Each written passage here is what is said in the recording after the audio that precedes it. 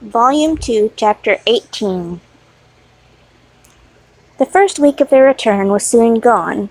The second began. It was the last of the regiment's stay in Meryton, and all of the young ladies in the neighbourhood were drooping apace. The dejection was almost universal. The elder Miss Bennets alone were still able to eat, drink, and sleep, and pursue the usual course of their employments. Very frequently were they reproached for this insensibility by Kitty and Lydia, whose own misery was extreme, and who could not comprehend such hard-heartedness in any of the family. "Good heaven, what is to become of us?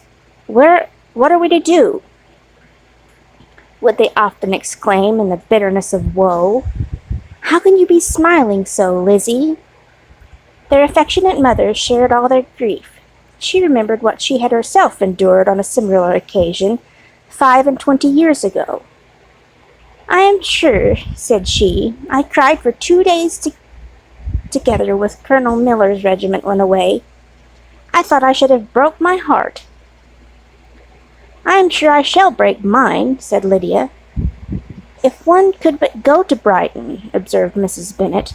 "Oh, yes, if one could but go to Brighton, but Papa is so disagreeable. A little sea-bathing would set me up for ever. And my Aunt Phillips is sure it would do me a great deal of good," added Kitty. Such were the kind of lamentations resounding perpetually through Longbourn House. Elizabeth tried to be diverted by them, but all the sense of pleasure was lost in shame. She felt anew the justice of Mr. Darcy's objections, and never had she before been so much disposed to pardon his interference in the views of his friend. But the gloom of Lydia's prospect was shortly cleared away, for she received an invitation from Mrs. Forster, the wife of the colonel of the regiment, to accompany her to Brighton. This invaluable friend was a very young woman, very lately married. A resemblance in good humour and good spirits had recommended her and Lydia to each other, and out of their 3 months' acquaintance had they been intimate too. The rapture of Lydia on this occasion, her adoration of Mrs. Forster, the delight of Mrs. Bennet, and the mortification of Kitty are scarcely to be described. Wholly inattentive to her sister's feelings, Lydia flew about the house in restless ecstasy, calling for everyone's congratulations and laughing and talking with more violence than ever, whilst the luckless Kitty continued in the parlour repining at her fate in terms as unreasonable as her accent was peevish. "I cannot see why Mrs. Forster should not ask me as well as Lydia," said she, "though I am not her particular friend. I have just as much right to be asked as she has, and more too, for I am 2 years older." In vain did Elizabeth attempt to make her reasonable, and Jane to make her resigned. As for Elizabeth herself, this invitation was so far from exciting in her the same feelings as in her mother and Lydia, that she considered it as the death warrant of all the possibility of common sense for the latter, and detestable as such a step must make her, were it known, she could not help secretly advising her father not to let her go. She represented to him all the improprieties of Lydia's general behaviour, the little advantage she could derive from the friendship of such a woman as Mrs. Forster, and the probability of her being yet more imprudent with such a companion at Brighton, where the temptations must be greater than at home. He heard her attentively, and then said, "Lydia will never be easy till she has exposed herself in some public place or other, and we can never expect her to do it with so little expense or inconvenience to her family as under the present circumstances."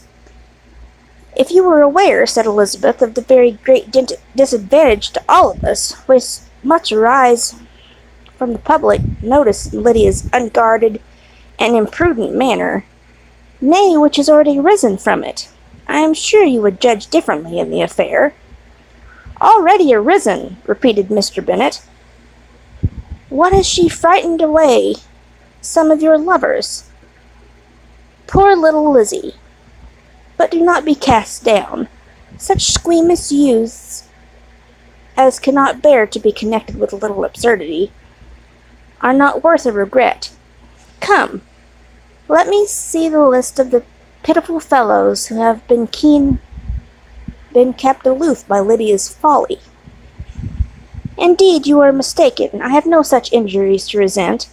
It is not of peculiar, but of general evils, which I am now complaining. Our importance, our respectability in the world, must be affected by the wild volatility, the assurance and disdain of all restraint which mark Lydia's character. Excuse me, for I must speak plainly. If you, my dear father, will not take the trouble of checking her exuberant spirits, and of teaching her that her present pursuits are not to be the business of her life, she will soon be beyond the reach of amendment. Her character will be fixed, and she will, at 16, be the most determined flirt that ever made herself and her family ridiculous. A flirt, too, in the worst and meanest degree of flirtation, without any attraction beyond youth, and a tolerable person, and from the ignorance and emptiness of her mind, wholly unable to ward off any portion of that universal contempt which her rage for admiration will excite. In this danger Kitty is also comprehended. She will follow wherever Lydia leads, vain, ignorant, idle, and absolutely uncontrolled. Oh, my dear father, can't you suppose it possible that they will not be censored and despised wherever they are known, and that their sisters will not be often involved in the disgrace? Mr. Bennet saw that her whole heart was in the subject, and affectionately, taking her hand, said in reply, "Do not make yourself uneasy, my love.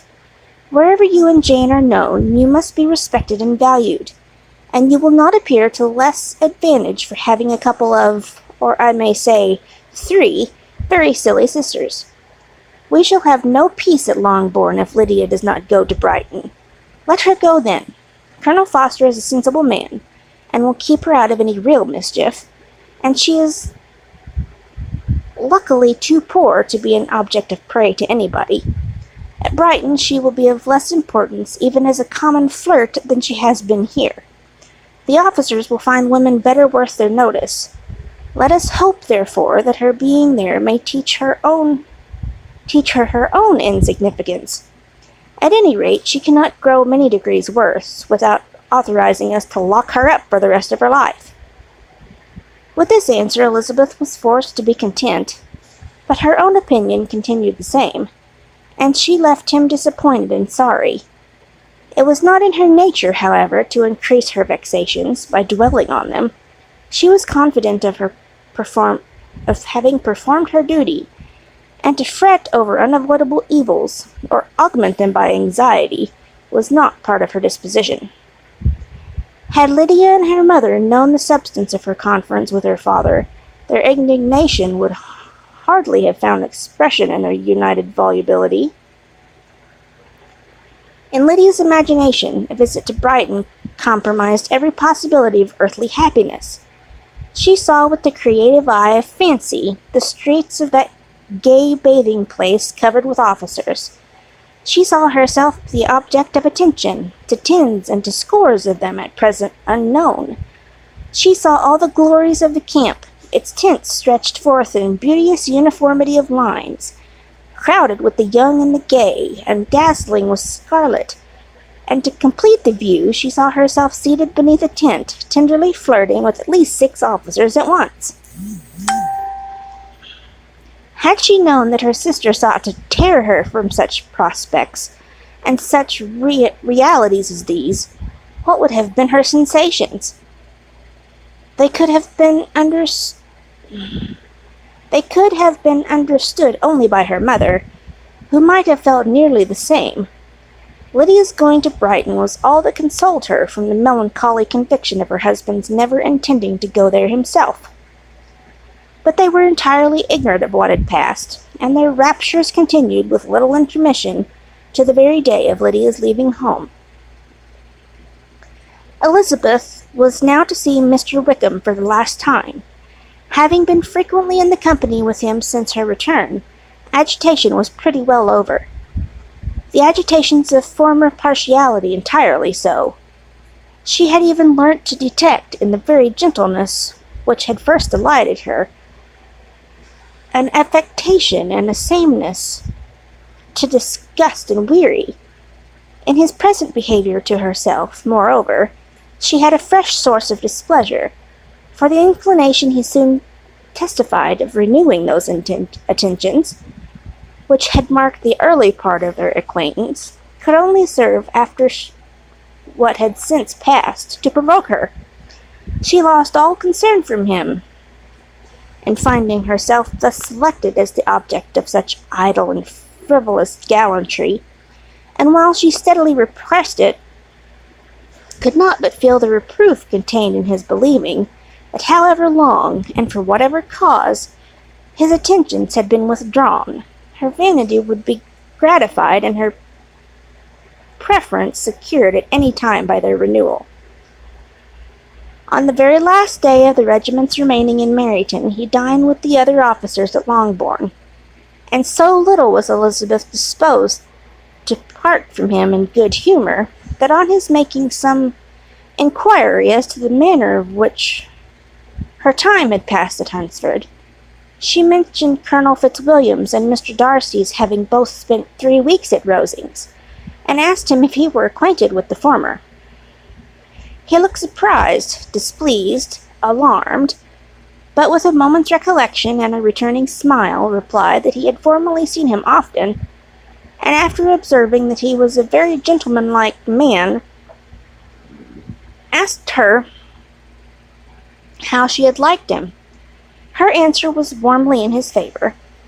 With an air of indifference, he soon afterwards added, "How long did you say he was at Rosings?" "Nearly 3 weeks." "And you saw him frequently?" "Yes, almost every day." "His manners are very different from his cousin's." "Yes, very different. But I think Mr. Darcy improves on acquaintance." "Indeed," cried Wickham, with a look which did not escape her.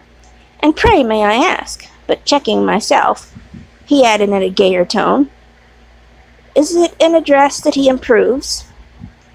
Has he deigned to add aught of civility to his ordinary style? For I dare not hope," he continued in a lower and more serious tone, "that he is improved in essentials."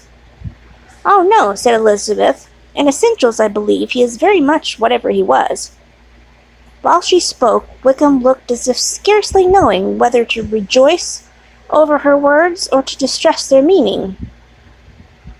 There was something in her countenance which made him listen with an apprehensive and anxious attention, while she added, "When I said that he improved on acquaintance, I did not mean that either his mind or manners were in a state of improvement, but that from knowing him better, his disposition was better understood." Wickham's alarm now appeared in a heightened complexion and an agitated look. For a few minutes he was silent, till, shaking of his embarrassment, he turned to her again and said in the gentlest of accents, "You, who so well know my feelings toward Mr. Darcy, will readily comprehend how sincerely I must rejoice that he is wise enough to assume even the appearance of what is right. His pride, in that direction, may be of service, if not to himself, to many others, for it must deter him from such foul misconduct as I have suffered by. I only fear that the sort of cautiousness to which you, I imagine, have been alluding is merely adopted on his visits to his aunt, of whom good opinion and judgment he stands much in awe. His fear of her has always operated, I know, when they were together, and a good deal is to be imputed to his wish of forwarding the match with Miss de Bourgh, which I am certain he has very much at heart." Elizabeth could not repress a smile at this, but she answered only by a slight inclination of the head. She saw that he wanted to engage her on the old subject of his grievances, and she was in no humour to indulge him. The rest of the evening passed with the appearance, on his side, of usual cheerfulness, but with no farther attempt to distinguish Elizabeth, and they parted at last with mutual civility, and possibly a mutual desire of never meeting again. When the party broke up, Elizabeth returned with Mrs. Forster to Meryton, from whence they were to set out early the next morning. The separation between her and her family was rather noisy than pathetic. Kitty was the only one who shed tears, but she did weep from vexation and envy. Mrs. Bennet was diffuse in her good wishes for the felicity of her daughter, and impressive in her injunctions that she would not miss the opportunity of enjoying herself as much as possible. Advice, which there was every reason to believe would be attended to, and in the clamorous happiness of Lydia herself in bidding farewell, the more gentle adieus of her sister were uttered without being heard.